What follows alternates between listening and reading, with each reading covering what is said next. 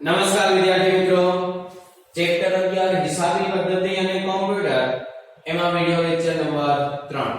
ગયા લેક્ચરની અંદર આપણે સોફ્ટવેર વિશેની માહિતી મેળવેલી, તેમજ હિસાબી પદ્ધતિમાં કોમ્પ્યુટરના ઉપયોગથી ફાયદાઓ શું થાય એ ફાયદાઓ વિશેની પણ માહિતી મેળવી લીધી. હવે આપણે સમજીએ એની મર્યાદાઓ. કોમ્પ્યુટર હિસાબી પદ્ધતિની મર્યાદાઓ. જેમ કોમ્પ્યુટર હિસાબી પદ્ધતિના અમુક ફાયદાઓ છે, એની સામેની મર્યાદાઓ પણ છે. કઈ મર્યાદાઓ છે? અહીંયા 10 મર્યાદાઓ આપવામાં આવી છે. અને પહેલી છે કુશળ માનવ સંસાધનો. આપણે કોમ્પ્યુટર હિસાબી પદ્ધતિના અંગો એમાં ભણી ગયા કે 3 અંગો છે: હાર્ડવેર, સોફ્ટવેર એન્ડ હ્યુમનવેર. તમારી પાસે હાર્ડવેર અને સોફ્ટવેર બંને છે, પણ યોગ્ય માત્રામાં યોગ્ય સ્કિલ ધરાવનારા હ્યુમનવેર નથી. એટલે કે જો તમારે કોમ્પ્યુટર પર હિસાબો લખવા હોય તો કુશળ માનવની જરૂર પડશે. એવા વ્યક્તિની જરૂર પડશે જે નામાનું પણ જ્ઞાન ધરાવે છે અને કોમ્પ્યુટરનું પણ જ્ઞાન ધરાવે છે. તો જ એ કોમ્પ્યુટર પર હિસાબો લખી શકશે. એટલે અહીંયા કુશળ માનવ સંસાધનો મેળવવાનો પ્રશ્ન ઊભો થાય છે. પછી બીજું છે રોકાણ.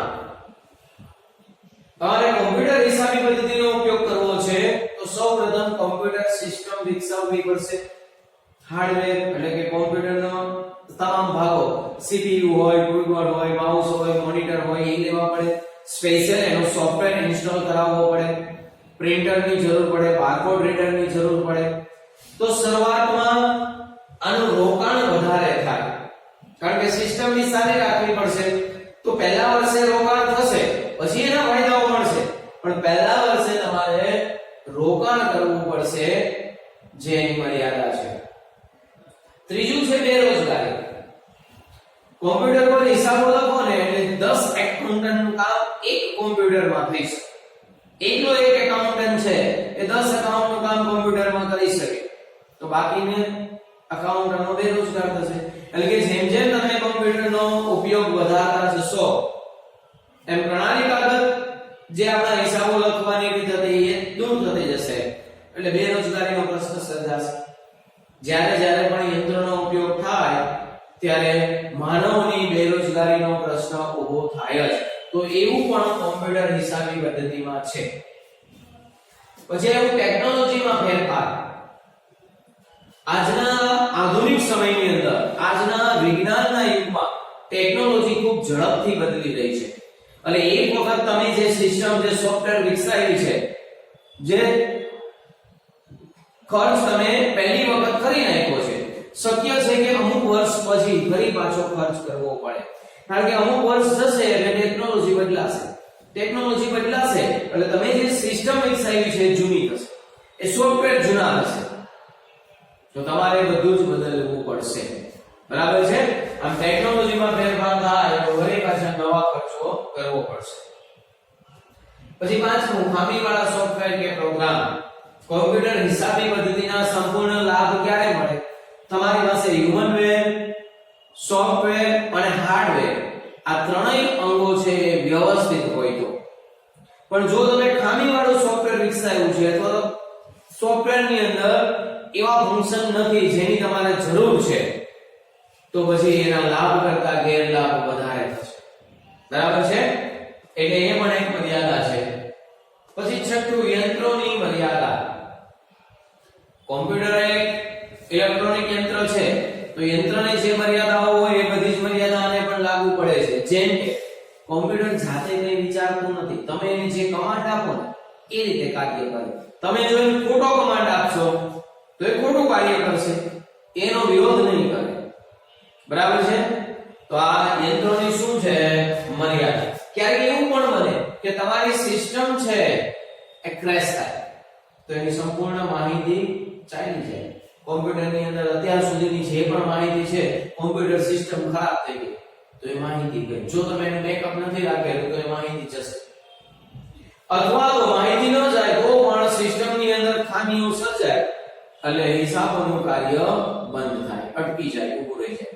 તો આ બધી જ મર્યાદાઓ છે એ નડશે. પછી માહિતીની ચોરીની શક્યતા.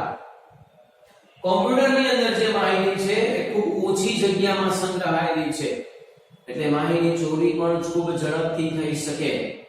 બરાબર છે. તમે નેટ ઉપર તમારે હિસાબો અપલોડ કરો છો તો હેકર્સ દ્વારા એ માહિતીની ચોરી થઈ શકે એવું પણ બને.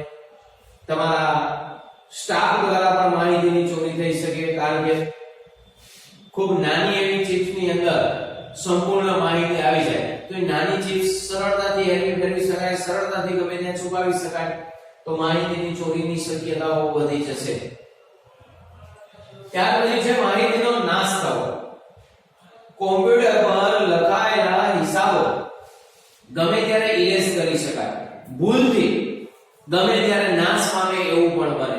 સિસ્ટમની અંદર ખામી સર્જાય તો પણ આ માહિતી નાશ પામે એવું બને. કારણ કે કોમ્પ્યુટરની અંદર તમે માહિતી લખેલી છે, હવે કે ખામી સર્જાય, કોઈ ખોટો કમાન્ડ અપાઈ ગયો, ભૂલથી ડિલીટ થઈ ગયું, તો બધી જ માહિતી નાશ પામશે એવું બની શકે. પછી એવું નિર્ણય શક્તિનો અભાવ. હમણાં આપણે વાત કરીએ કોમ્પ્યુટર એક યંત્ર છે, એનામાં કોઈ જ નિર્ણય શક્તિ હોતી નથી. એટલે કે કોમ્પ્યુટર કોઈ જ પ્રકારના નિર્ણયો જાતે લેતું નથી. એ તો તમે એમાં ડેટા એન્ટ્રી કરો છો અને સોફ્ટવેરની મદદથી એ પ્રોસેસ કરે છે, કોઈ નિર્ણયો નથી લેતો, એ નિર્ણય લઈ શકતું જ નથી. એટલે એનામાં નિર્ણય શક્તિનો અભાવ છે એવું કહેવાય.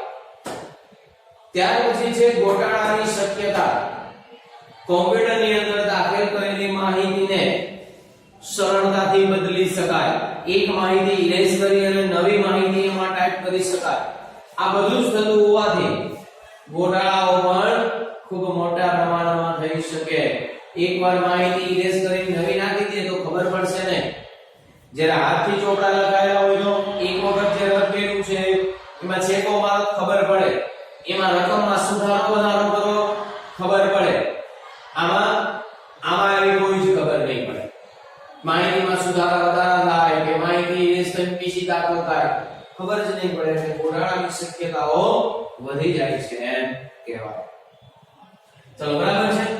હવે આપણે આગળ સમજવાનું છે તફાવત હિસાબો તૈયાર કરવાની પ્રણાલી કાગળ અને કોમ્પ્યુટર આધારિત હિસાબી પદ્ધતિની તુલના. આપણે હિસાબીઓ તૈયાર કરવાની પ્રણાલી કાગળ પદ્ધતિ એટલે એકાઉન્ટન્ટ દ્વારા જાતે ચોપડામાં લખીને હિસાબો તૈયાર કરવા તે, અને કોમ્પ્યુટર આધારિત હિસાબી પદ્ધતિ એટલે અત્યાર સુધી આપણે જે સમજતા હતા તે. એ બંનેની અંદર મુખ્ય તફાવત શું છે એની આપણે તુલના કરીએ. જુઓ ચોપડીમાં પેજ નંબર 318 સૌથી છેલ્લે આ તફાવત આપવામાં આવ્યો છે. પેજ નંબર 318 પ્રણાલી કાગળ જાતે લખાતા હિસાબો અને કોમ્પ્યુટરથી લખાતા હિસાબો. પહેલું છે વ્યવહારની નોંધ. હવે તમે જાતે ચોપડામાં વ્યવહાર લખો છો ને તો આમ નોંધ, પેટા નોંધ આ બધું તમારે જાતે લખવું પડશે. જ્યારે કોમ્પ્યુટરની અંદર ડેટા એન્ટ્રી અને સોફ્ટવેરની મદદથી આ બધું લખાય છે. બરાબર. ત્રીજું ખતવણી. તમે એકવાર આમ નોંધ લખી નાખી ચોપડામાં કે પેટા નોંધ લખી નાખી કે રોકડ મેળ તૈયાર કરી દીધો, પછી એની ખતવણી ખાતા વહીના ચોપડામાં ખાતાઓ ખોલીને ખાતાઓ દોરીને જાતે ખતવણી કરવી પડે. જ્યારે કોમ્પ્યુટર હિસાબી પદ્ધતિમાં શું છે, એકવાર તમે ડેટા એન્ટ્રી કરી દો છો એટલે કોમ્પ્યુટર જાતે ખતવણી કરી નાખે છે. ખતવણી તમારે કરવી પડતી નથી. ખાનાઓ એ જાતે દોરી નાખે, એ તો દોરેલા ફોર્મેટ એમાં તૈયાર જ આવે. ખતવણી તમે આમ નોંધ આપો ને ડેટા એન્ટ્રી કરો એટલે ખતવણી ઓટોમેટિક થઈ જાય. પછી ત્રીજું કાચું સર્વે. આપણે શું કરીએ, ખતવણી કરીએ ને પછી ખાતાઓની બાકીઓ શોધીએ, પછી બાકીઓને એક પેજમાં લખીએ એટલે કે કાચું સર્વે તૈયાર કરીએ. જ્યારે કોમ્પ્યુટર હિસાબી પદ્ધતિમાં શું છે, એક જ વાર ડેટા એન્ટ્રી કરવાની, ખતવણી બી જાતે કરશે, બાકીઓ જાતે શોધાશે અને કાચું સર્વેનું પણ સ્વયં સંચાલિત સોફ્ટવેરની મદદથી તૈયાર થઈ જશે. એટલે આપણે કંઈ કરવું પડતું નથી. પછી નાણાકીય પત્રકો. નાણાકીય પત્રકો એટલે આવકનું પત્રક, જેમાં આપણે નવા નુકસાનનું પત્રક અથવા વેપાર ખાતું અને પાકું સર્વે. તમે જો જાતે ચોપડા લખો છો તો કાચું સર્વે બનાવ્યા પછી વાર્ષિક હિસાબો જાતે બનાવવા પડે છે. એટલે કે નવા નુકસાનનું ખાતું, વેપાર ખાતું, પાકું સર્વે આ બધું જાતે તૈયાર કરવું પડે. જ્યારે કોમ્પ્યુટર હિસાબી પદ્ધતિમાં આવા પત્રકો કોમ્પ્યુટર જાતે તૈયાર કરી આપે છે, આપણે કરવા પડતા નથી. નફા નુકસાન ખાતું તમે જેમ જેમ ડેટા એન્ટ્રી કરતા જાવ ને એમ નફા નુકસાન ખાતું બનાવતું જાય. એવી જ રીતના વાર્ષિક હિસાબમાં પાકું સર્વેયું પણ એ બનાવે છે. ત્યાર પછી ભૂલ સુધારણા. આપણે આ ચેપ્ટર ભણ્યા છીએ ભૂલ સુધારણા. ચોપડાઓમાં તમે જાતે નોંધ આપતા હોય પ્રણાલી કાગળ તો શું થાય, કોઈ વ્યવહાર ભૂલથી લખાઈ જાય તો એને સુધારવા માટે ભૂલ સુધારણા નોંધ આપવી પડે. કોઈ વ્યવહાર ખોટી રકમથી નોંધાય તો એને સુધારવા માટે તમારે ભૂલ સુધારણા નોંધ આપવી પડે અને એની એક નવી નોંધ થાય. જ્યારે કોમ્પ્યુટર હિસાબી પદ્ધતિમાં શું છે, પહેલા તો ભૂલો થતી જ નથી અને કદાચ કોઈ ડેટા એન્ટ્રી ખોટી થઈ ગઈ તો એને ઇરેઝ કરી અને નવી ડેટા એન્ટ્રી કરી શકાય છે. બરાબર છે? એટલે કે તમે જે જૂની માહિતી દાખલ કરી છે એને રદ કરી શકાય અને નવી દાખલ કરી શકાય. એટલે ભૂલ સુધારણા હિસાબી કોમ્પ્યુટર હિસાબી પદ્ધતિમાં કરવી પડતી નથી. ત્યાર પછી એવું શરૂની બાકીઓની નોંધ. શરૂની બાકીની નોંધ એટલે શું? આપણે ઘસારાનું ચેપ્ટર ભણ્યા એમાં 1 વર્ષનું યંત્ર ખાતું પૂરું થાય ને એટલે આપણે બાકી શોધીએ અને ત્યાં લખીએ બાકી આગળ રહી ગયા. પછી નવા વર્ષે એ જ બાકી પાછી લાવીએ. આવું આપણે ભણ્યા છીએ. આપણે અહીંયા જમા બાજુ લખતા હોય બાકી આગળ લઈ ગયા તો નવા વર્ષે પછી ઉધાર બાજુ લખીએ બાકી આગળ લાવ્યા. એટલે કે ગયા વર્ષની આખરની બાકી ચાલુ વર્ષના ખાતાઓમાં આપણે લાવવી પડે, એવું લખવું પડે જાતે. જ્યારે કોમ્પ્યુટર હિસાબી પદ્ધતિમાં શું હોય, ગયા વર્ષની બાકી ઓટોમેટિકલી ચાલુ વર્ષમાં આવી જાય. જેવું વર્ષ બદલે 31/3 એ પૂરું થાય અને 1/4 નવું વર્ષ શરૂ થાય એટલે 31/3 ની બધી જ બાકી ઓટોમેટિકલી 1/4 ના નવા ખાતાઓમાં આવી જાય. એટલે શરૂની બાકી આગળ ખેંચવી પડતી નથી. પછી સાતમું છે ભૂલ થવાની શક્યતાઓ.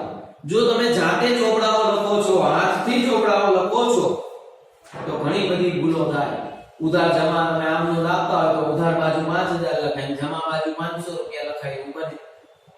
ખતમણી કરતા હોય તો એક એન્ટ્રીની ખતમણી થાય, બીજી એન્ટ્રીની ખતમણી કરવાની ભૂલાઈ જાય, એવું બને. પણ કોમ્પ્યુટર હિસાબી પદ્ધતિની અંદર આ શક્યતા ઘટી જાય છે, કારણ કે સોફ્ટવેર છે ને ભૂલ કરતું નથી. બરાબર? તમે ઉધાર બાજુ 5000 લખ્યા છે, જમા બાજુ 500 લખાયા એટલે કોમ્પ્યુટર તરત ત્યાં તમારું ધ્યાન દોરશે. 5000 દાખલ જ નહીં થાય, 500 રૂપિયા લખાશે ને 5000 લખો ને તો જ આગળ પ્રોસેસ થશે. એટલે ઓટોમેટિકલી સોફ્ટવેર છે ને આવી ભૂલોને રોકી દે છે. બરાબર છે? પછી એવું ખાતાના શીર્ષકો કે સમૂહો. તમે જાતે ચોપડાઓ લખો છો તો એમાં તમારે ખાતાના સમૂહો બનાવવા પડે. જેમ કે દેવાદારોના ખાતા, એની અંદર જુદી જુદી વ્યક્તિના ખાતા હોય. લેણદારોના ખાતા, જુદી જુદી વ્યક્તિઓના ખાતા હોય. મિલકતોના ખાતા, જુદી જુદી મિલકતના ખાતા હોય. આવા સમૂહો આપણે જાતે બનાવવા પડે. જ્યારે કોમ્પ્યુટરની અંદર શું હોય, ખાતાના સમૂહો તૈયાર જ હોય, તમારે એના શીર્ષક જ લખવાના. જેમ કે ડેટર્સ અકાઉન્ટ, તો એની અંદર બધા જ દેવાદારોના ખાતા હોય.